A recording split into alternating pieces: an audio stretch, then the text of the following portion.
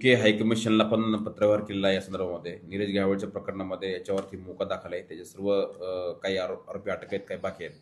नीरज घावळ परदेशी आहे आणि यूकेमध्ये आहे अशी आपली माहिती आहे. त्या संदर्भामध्ये पासपोर्टसुद्धा त्याचा रिव्होक केलेला आहे. त्याची नोटीस जी आहे ब्ल्यू कलर ती सुद्धा इश्यू केलेली आहे.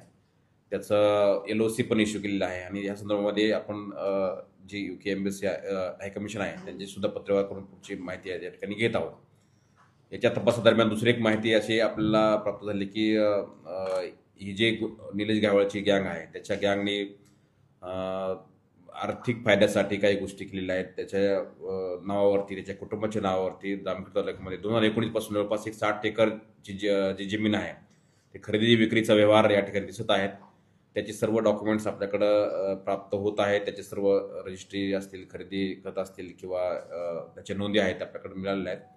याच्यासुद्धा पोलिसांचे चौकशी सुरू आहे. प्रत्येक डॉक्युमेंटची स्क्रुटिनी सुरू आहे. याच्यामध्ये देणारे असतील, घेणारे किंवा साक्षीदार आहेत त्यांना पण चौकशीला बोलवलं जाईल.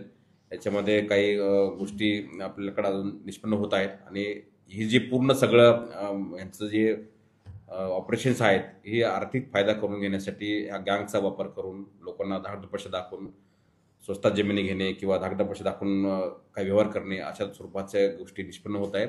त्याच्यावरती पोलीस वर्कआउट करत आहेत आणि ह्या सर्व गँगची आर्थिक स्रोत आहेत त्याची सुद्धा माहिती घेत आहे आणि पुढची कारवाई जी आहे मोकामध्ये ती याच्यामध्ये केली जाईल.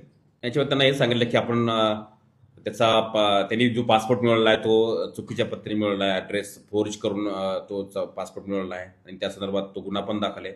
त्याच्या अनुषंगाने त्याचा पासपोर्टसुद्धा रिजनल पासपोर्ट ऑफिसरने कॅन्सल केलेला आहे आणि तो बऱ्याच गुन्ह्यामध्ये वॉन्टेड आहे असे त्यांना रिक्वेस्ट केली आणि त्याला जर तो तुमच्याकडे असेल तर त्याला डिटेन करून डिपोर्ट करा असे रिक्वेस्ट केलेली आहे. परंतु त्याचबरोबर पोलिसांनी याच्या अगोदरच LOC ओपन केलेलं आहे.